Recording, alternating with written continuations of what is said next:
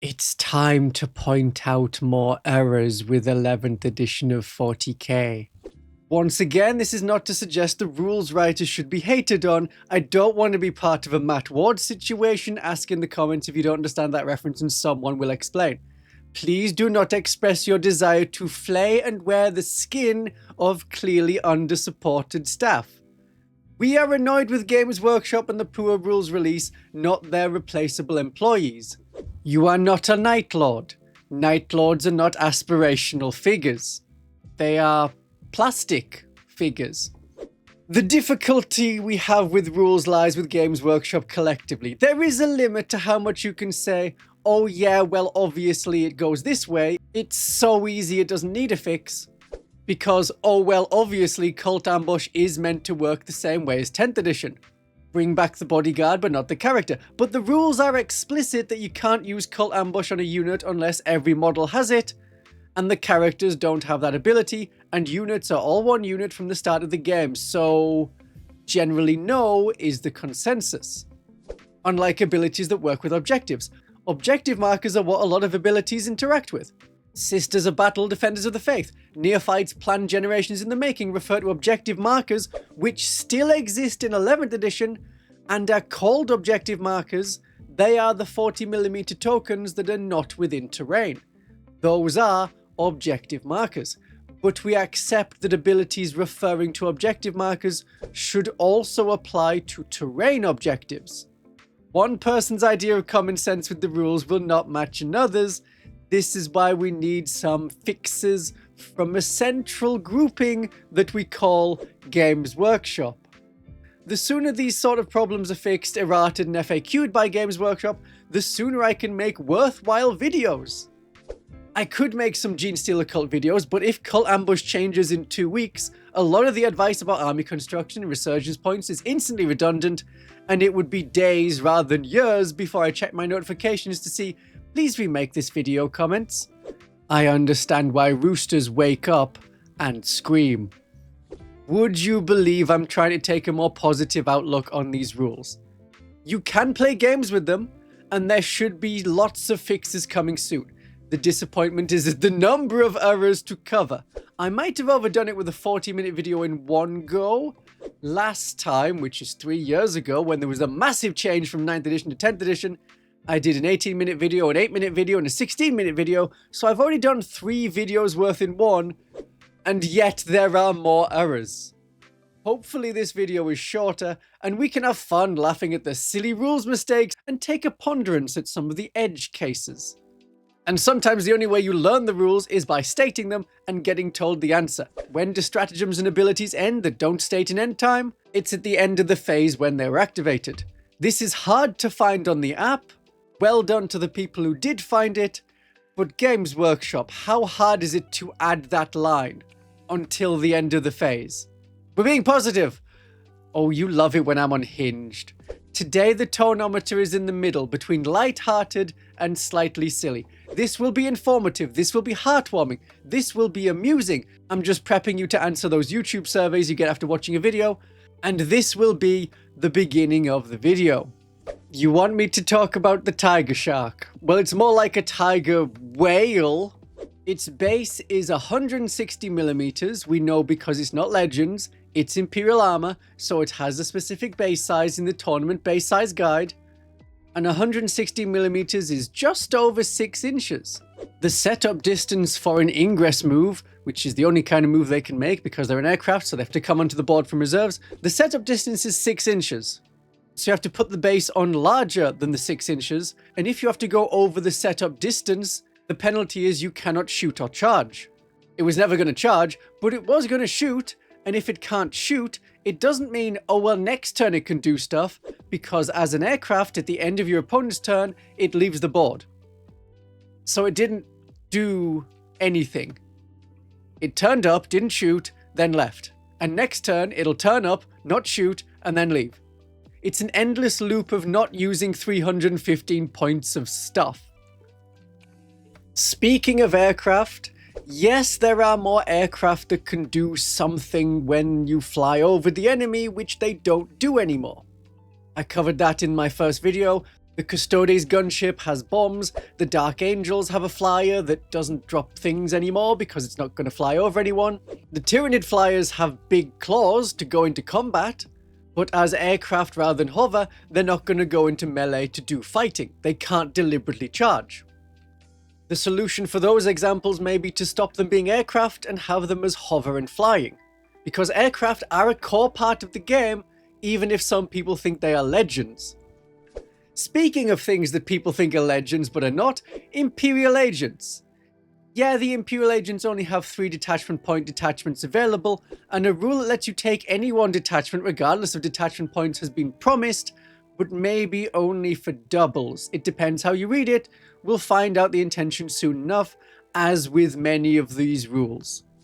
Speaking of rules intentions, the Fight on Death ability prevents units from overrunning, just because it's poorly worded.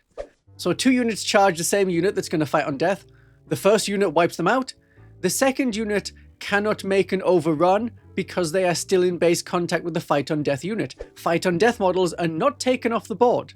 That other charging fight first unit will have to then be picked, and it can't do anything. There's nothing for it to kill. The enemy is already dead. And the Fights on Death unit only fights when it is selected to fight, which is after any of the fight first units have been picked and done their attacks. But I did find a rule with a designer's note that seems to suggest that is not meant to happen, and you could say, oh, that fight first unit that charged that isn't going to get to fight anyone but wants to make an overrun move, you can wait until later to select them to fight and do so after the Fight on Death unit is gone. Maybe you can read that interpretation into this designer's note. Otherwise, Fight on Death units are an amazing blocking unit. Who knows the true intention? And who knows the true intention of Tzeentch? Kalros Fate Weaver has 2 rather different versions depending on if he's working with the Thousand Suns or with Chaos Demons generally. One of his heads increases the command point cost of enemy stratagems by 1. The Thousand Suns version hasn't been updated, and it refers to any and every stratagem used within 12 inches of him. The Chaos Demon version has got an update and affects only 1 stratagem of your choice. But the Infernal Gateway focused Witchfire of the Chaos Demons version is D3 plus 6, whereas the Thousand Suns version in their faction pack was updated to D6 plus 6. That's weird, it is different. But it may be deliberately different, like the Sisters of Battle Squad is different to the Battle Sister Squad. Different Cherub ability, different Simulacrum ability. Tiny Knives have armor penetration on the Agents version. Don't forget that. It's inconsistent. Speaking of things that are not consistent with other things, in the Seer Council detachment there is the Unshrouded Truth stratagem. You pick one of your units within 8 inches, and you can set them up 9 inches away from the enemy, which means that in 11th edition they have a 10-inch charge to make. Whereas coming from reserves, you only need to roll a 9 because you're set up more than 8 inches away. From the look of it, there were 2 numbers in this stratagem. One should have stayed as a 9, the other one should have changed to an 8, and which one got changed to an 8 is not the correct one. If you look at other stratagems in the Seer Council detachment, they kept anything that was 9 inches before, like picking a target, has remained 9 inches. It looks like whoever made the change didn't change the right number. Speaking of not changing a number, the Necron's Awakened Dynasty has an enhancement with the Veil of Darkness. It lets you leave the board and then you get set up 9 inches away from the enemy. That would mean you need to make a 10-inch charge. Other abilities make you set up more than 8 inches away, which would give you a 9-inch charge. So speaking of numbers that should have been changed but haven't been, the Valkyrie datasheet still has movement 20 inches plus, and also is aircraft, so as a transport, all it can really do is arrive from the board edge, drop units off on the board edge, and it can shoot and stuff, but as a transport, it's not very effective. It should probably be hover and go to movement 14 plus. That would bring it into line with the Valkyrie Sky Talon, which is not an aircraft and can hover. It's redundant to have a transport set up a unit on the edge of the board when they could just set themselves up on the edge of the board. Speaking of redundant abilities, the Grey Knight's Augurium...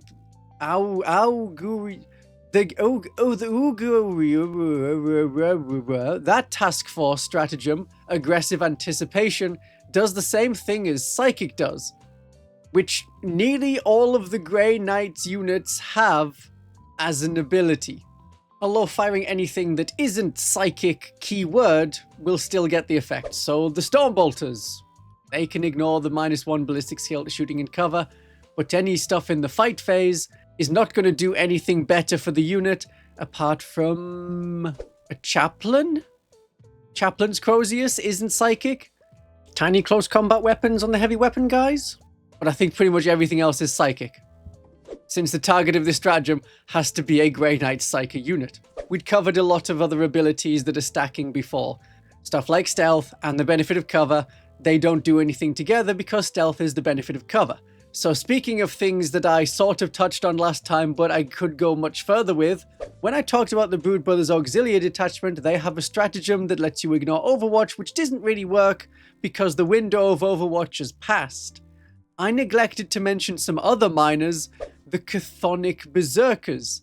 They have the subterranean explosives, which prevents an enemy unit hit by the Mole Grenade Launcher from using the Overwatch stratagem until the start of the Votann player's next shooting phase. It's intended to keep the Berserkers safe from Overwatch when they charge, but now Overwatch has moved from any time during the opponent's charge phase or movement phase to the end of the opponent's movement phase. So the timing window for Overwatch has already occurred before this mole has shot. Speaking of abilities to ignore other abilities, Angron has an aura that lets units ignore movement penalties. Does that mean that the -2 to their maximum move characteristic from Take to the Skies is also ignored?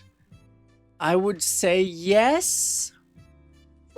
People also look at Take to the Skies and say if you move 2 inches with a heavy weapon and you take to the skies, then you shouldn't be able to use heavy, but I think you should still be able to use heavy because Take to the Skies doesn't count you as moving 2 inches, it reduces your maximum move by 2 inches. You were movement 12, you are now movement 10, you move 2 inches, you're still eligible to use heavy weapons. But that one's debated, so it could do with an FAQ. Back with Angron, I can't find any hierarchy of rules to say this applies over this in the 11th edition app. Probably because you have to know the answer to search for it in the app. Like, you have to know the keywords, you have to know the answer before you can search the right words to get the answer. A weird one I did mention at the start of my previous video on these index errors, which I'm calling index errors even though it's not an index error, just to be consistent with my last edition index errors videos. The Hounds of Morkai have an ability to apply penalties to hit to psychic weapons. Psychic weapons have an ability to ignore modifiers to hit. Who has precedence there? The unit ability or the weapon ability? Speaking of rules levels, I know that Codex and unit abilities override core rules. The Knight's Gate Warden detachment has a detachment rule that lets you pick 2 objective markers, they become foundations, and you can draw a line from any part of the foundation to the other. When we are talking terrain areas, that can be a massive area that you can have your line under. The core rules on terrain, if you ever need to draw a line from it, is to do so by the closest points. But this detachment rule says any 2 points, and so overrides the core rules. The detachment rule needs updating to match the core rules, instead of letting you pick any 2 points as its aspect. I want to know when I can apply levels of rules.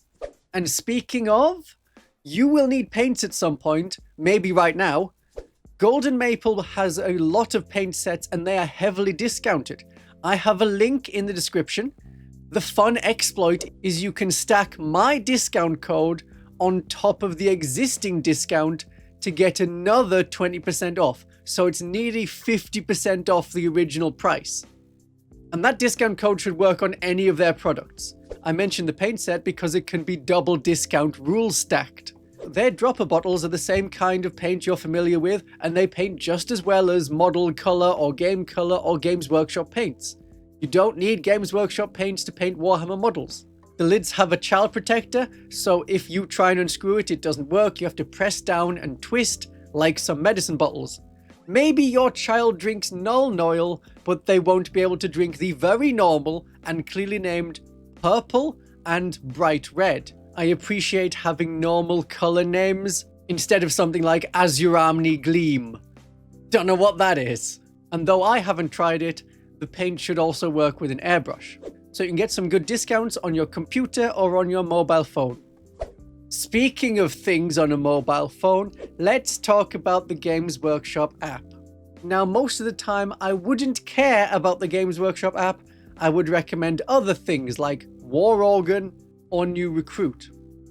They are better list building.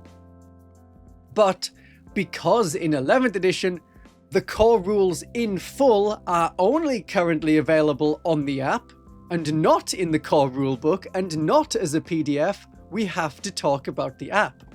The app also has a way you can play games against each other, and it has scoring built in. But the app doesn't have endgame scoring for an endgame section. Any victory points you score at the end of the battle is currently tied into Battle Round 5, which is not really the end of the game. And that does matter because you can score a maximum of 15 victory points for your primary mission in each battle round. Those 5 or 10 points at the end of the game go into the maximum 15 you can score in Battle Round 5. That doesn't seem correct, but that is how the app has it, so maybe that is the rule, until it can get updated. Speaking of having a PDF version of the rules, so we're not relying entirely on the app has some rules different to the PDFs, because it copied and continued a lot of 10th edition rules instead of it being a new app specially for 11th edition. So the Imperial Knights detachment that lets you take Admech as allies states you can specifically take 500 points worth. It doesn't matter about the game size. This new 1 detachment point remade detachment locks at 500 points, unlike other allied detachment like the Brood Brothers Auxilia that changes the amount of allies you take depending on the game size.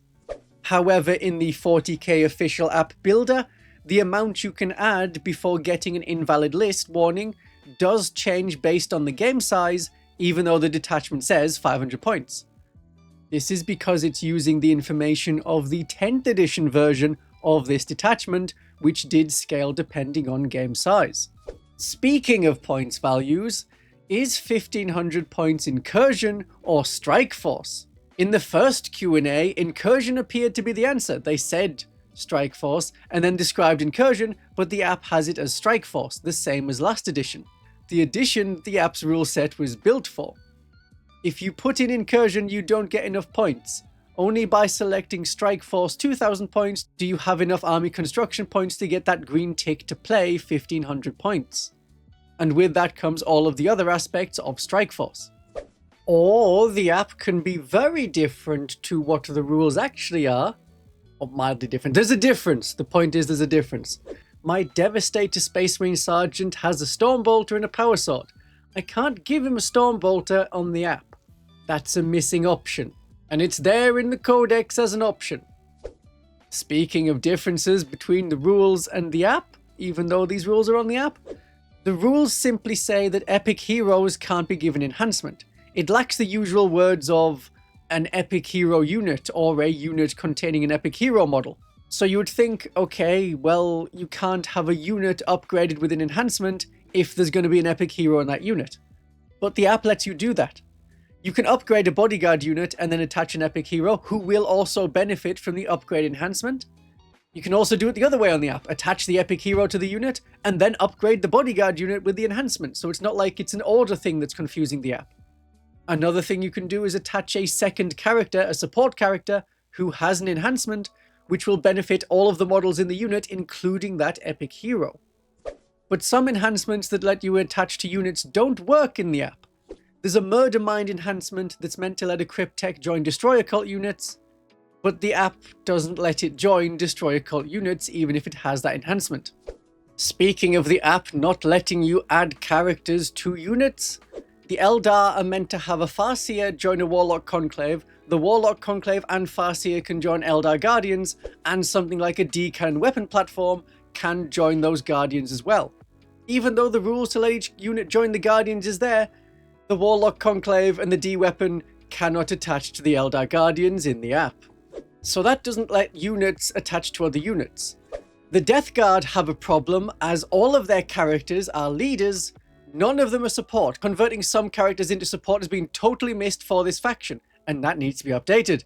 So some of them still have this 10th edition style special rule that allows you to double up characters leading a unit, But because none of them have support, you cannot add them to the squad that has a leader, even though they retain that wording from 10th edition that you can double up because both are leaders and that's all the app cares about. And never mind this, if the bodyguard is destroyed, they become separate units at starting strength. Speaking of leaders leading bodyguards, it's unclear on what leaders can lead several Deathwatch units. I mean specifically the Inquisitor. The Inquisitor can lead any Imperium infantry battle line. A Fortis Kill Team unit says it can be led by any character that can lead an Intercessor squad, an Imperium battle line infantry unit. So can the Inquisitor lead the Fortis Kill Team? I've seen rulings both ways from different tournaments. Some people say no because the Fortis Kill Team doesn't have the battle line keyword and isn't specifically called out. Others say yes because the rule chain together and they don't contradict one another. Currently the app says no, but it's an argument that can get very heated and devolve into piss and bile and general unpleasantness.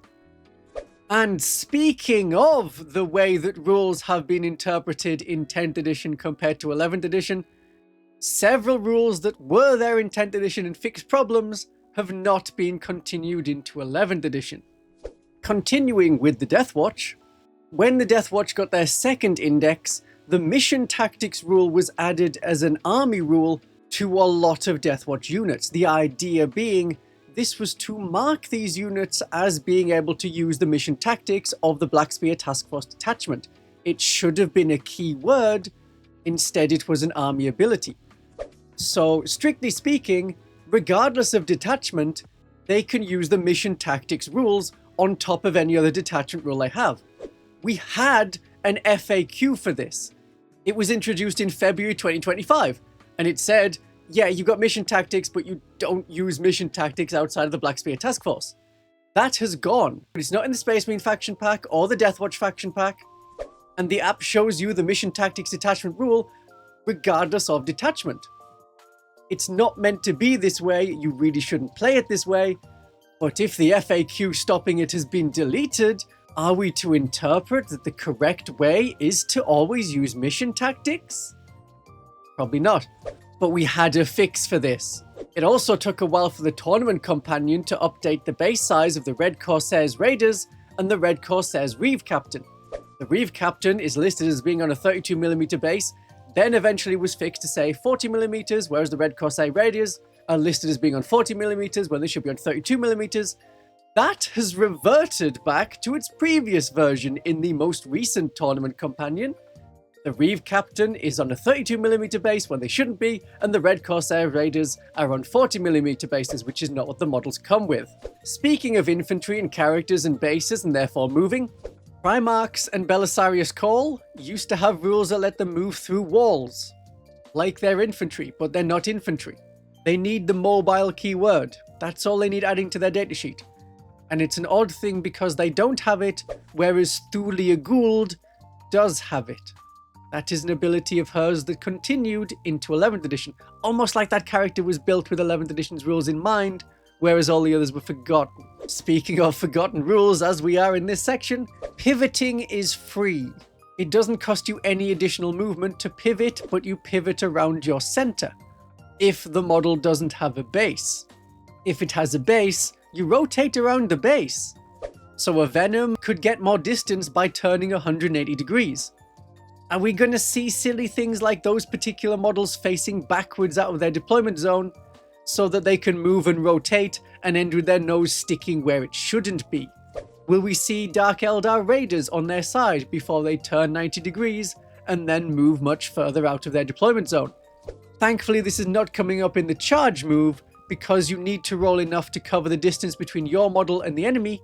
You don't roll the charge move and then move that distance, so you couldn't pivot, then move 4 inches to succeed at a 5-inch charge. In 11th edition, your 5-inch charge fails. In 10th edition, command points you could gain were capped at a maximum of 1 extra per battle round. You get 1 in your command phase, you get 1 in your opponent's command phase, you could get 1 other from some ability on the table, or by discarding a secondary mission card. There is a rule that stops it, but that is only for doubles events. It's in the doubles event pack, nowhere else. So can I have a command point from Junith Eruita, and another from discarding a secondary mission card at the end of the turn, and another from Cotiez's spy network? It's a bit powerful without a cap. And if each side had a Cotiez, then the command point gain would only stop when one person rolled a 1. You gained a command point, so I roll a dice. Then because I gained 1, you roll a dice. So because you gained a command point, I roll a dice. And on, until someone rolls a 1 and you've got 10 command points each. Do note that this ability doesn't apply to Gretchen or Genestealer Occult Acolytes. Their ability says if any of the units roll a 4+, you get a command point. It's not one command point for each 4+. That's not a new thing. Speaking of things that are not a new thing, I just wanted to mention that the Beast Snaggers are not anti-beast, even though beast is a keyword. They're only anti-monster, anti-vehicle. I noticed when I was prodding their Feel No Pain. I find it weird. And they hunt vehicles like transports. Speaking of transports, there is no requirement to start with a unit inside a dedicated transport. This was a rule in 10th edition to stop you taking really cheap, rather tough vehicles, throwing a line of them in front of your troops, and if the enemy destroys it, they've removed a relatively tough, inexpensive box. So a rule to say every dedicated transport has to start with a unit inside, otherwise it's destroyed, we could do with having that from 10th edition in 11th edition. Speaking of transport abilities, in the Bringers of Flame detachment, we have a stratagem that lets our transports advance and then the units inside can disembark. Now let's have a look at the types of disembarking we can do. We can't use rapid or tactical disembark because our transport advanced. Our only option is combat disembarking. If you cannot use the other kinds, you must use this kind of disembarking, and you take a hazardous test for each model that got out. That could be a mortal wound for every 1 or a 2 that you roll. On the one hand, there should be another kind of disembark for this, or a note on each stratagem that you can make a rapid disembark. On the other hand, jumping out of a vehicle travelling at 60 miles an hour will require more than rolling as you hit the ground to avoid an injury. Speaking of units inside transports, in 10th edition there was a rule that abilities couldn't be triggered inside transports, even if they could if you were 10 miles away from the battlefield or 50 miles up in the sky, ready to teleport from a spaceship. Abilities work inside transports, but we don't know whether all abilities have to activate or if you can choose to use one or not while a unit is inside a transport. Maybe it's only abilities you want to activate. Otherwise, Khan the Betrayer has a rule called the Betrayer, and in your charge phase, if the model is leading a unit and they're not in engagement range, you must make a leadership test. If the test is failed, one bodyguard model is destroyed. Khan being angry and in a metal box and killing his bodyguard is maybe accurate, but it may not be what we want to have happen on the table. Speaking of character abilities, the Archon has a Wargear ability called a Shadow Field. You cannot reroll invulnerable saves made for the bearer, but the first time an invulnerable saving roll made for the bearer is failed, until the end of the battle, the model no longer has an invulnerable save. Then it would go away and you would go back to their 4+ armor save. How does this work with the new fast rolling? If precision attacks were used, and there was a 1, that means that because you apply the lowest numbers first, the Archon would instantly fail their save, and then fail the next dice roll of a 2, and then fail the next one in the line, which is a 3. It would work really well as a spillover from the bodyguard. Armor saves rolled that were 1s or 2s are enough to kill all the Cabalites, and then 3s and 4s and so on are all passed by the Archon. In 10th edition, you could choose whether you use an invulnerable save or an armor save. The Archon could take a couple of failed 1 damage saves on their armor save, and then take a 2 and a 3 on their invulnerable save and pass it. I don't think that's an option anymore, because armor saves are not a separate kind of save to invulnerable saves. Use the table, and it doesn't separate out armor saves and invulnerable saves. And when my friend first brought this up, I thought, it's fine, it works until they're hit by a save roll of a 1, and then it would stop working. Now I'm far less sure how this character's ability works in 11th edition. Speaking of characters, we need clarification on bringing back dead characters with healing stratagems and such. For example, the Invasion Fleet stratagem to bring back D3+3 models to an Endless Multitude unit, like reanimation protocols, and the Genestealer cult new neophyte detachment to the Xeno cult masses?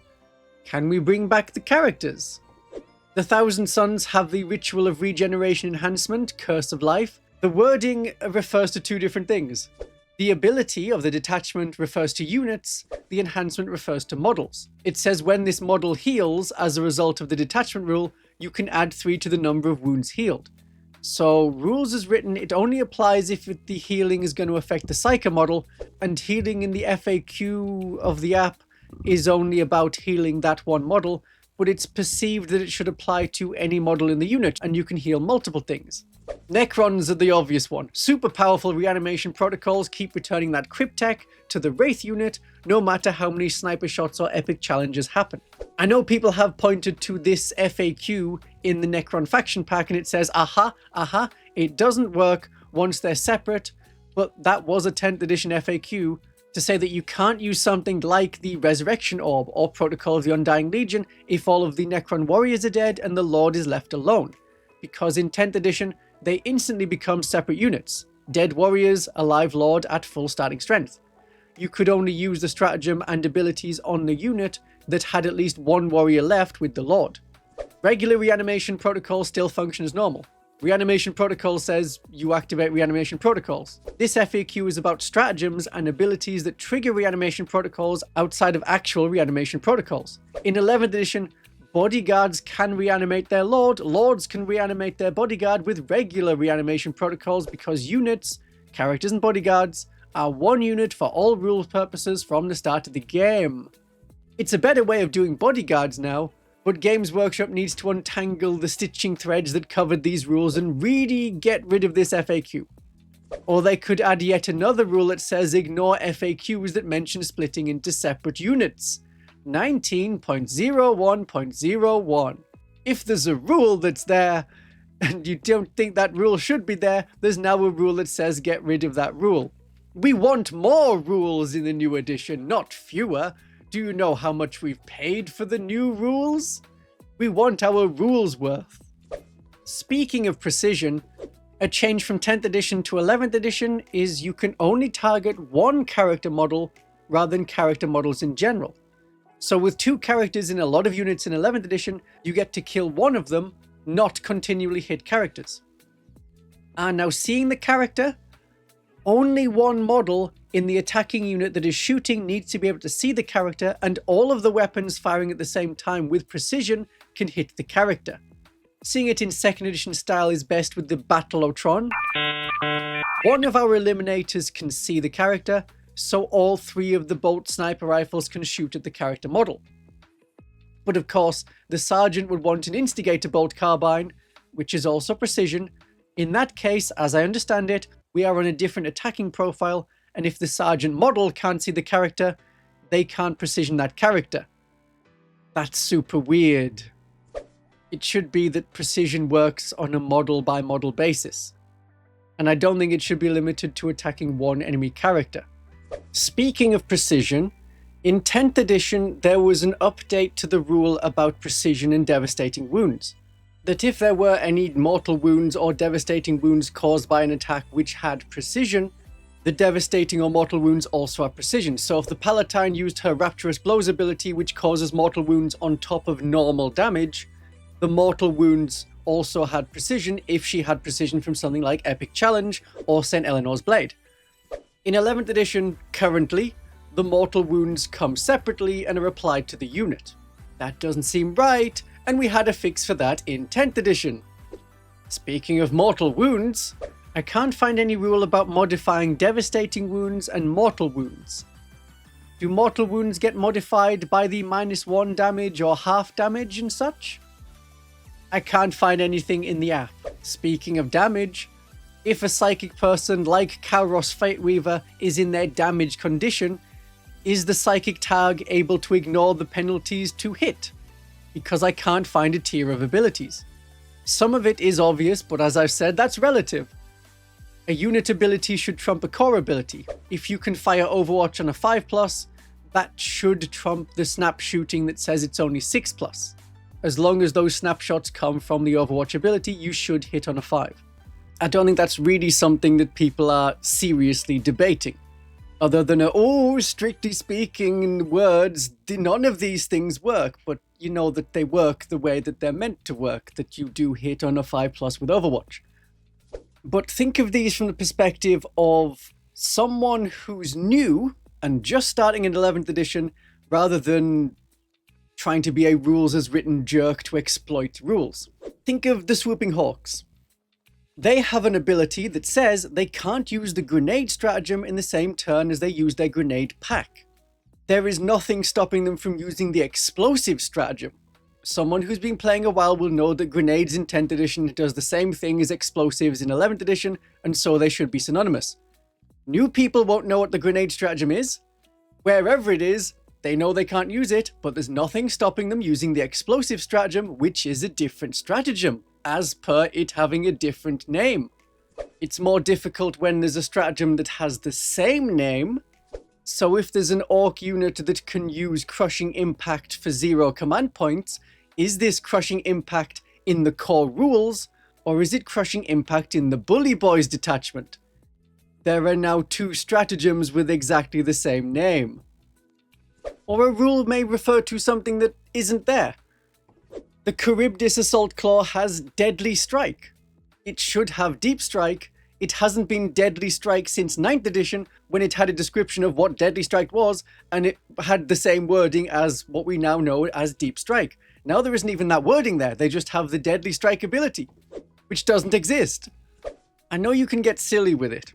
Oh, you use the bodyguard's toughness? Well, I have this Ogren bodyguard, who has the keyword Ogren bodyguard, so everyone in that unit is toughness 6, because I'm using that bodyguard toughness. Or another fun one. In the Chorus of Condemnation, the detachment rule lets Seraphim pick units, and those units are condemned. Keyword. If you're playing Purge the Foe and you're fighting a disruption player, you also need to target condemned units, and you get victory points for killing them. So if you played Sanctified Orators with Chorus of Condemnation in a 1000 point game, you can pick Purge the Foe as your disposition, and then you can make more units condemned, and that disruption player will give up more victory points. In theory, no, it doesn't work. Don't be silly, but you see the kind of thing we could be silly with. But what if we're referring to a rule that isn't there anymore? How do we pick what is the synonymous equivalent in 11th edition? The Lion's Blade Task Force has the Lord of the Hunt enhancement. As well as letting a Raven Ring unit shoot and charge when they fell back, they can reroll Desperate Escape tests. There are no Desperate Escape tests in 11th edition. So what do we reroll? Is it nothing, in which case why are the words still there? Or do you get to reroll the Hazardous test from when you fell back? Being able to reroll all of the failed Hazardous tests is far stronger. Which is it? We don't know. Many 11th edition rules don't seem compatible with a lot of the abilities we had in 10th edition. A new thing in 11th edition is that you cannot move after making an ingress move until the start of the next charge phase. This is bad news for units like Gargoyles and Seraphim, who like to drop down and then shoot and then move. So there's the Sanguinor. When he does his Miraculous Savior ability and specifically arrives via an ingress move, that's in the opponent's charge phase. So he'll do his fighting stuff, but rules as written, he is then not allowed to move until the start of your next charge phase. The ingress move, rule 20.04, states that anything that arrives via an ingress move, unless otherwise stated, until the start of the next charge phase, your unit is not eligible to make any other type of move. Therefore, as you arrived at the start of your opponent's charge phase, you must wait until the start of your own charge phase before you can move.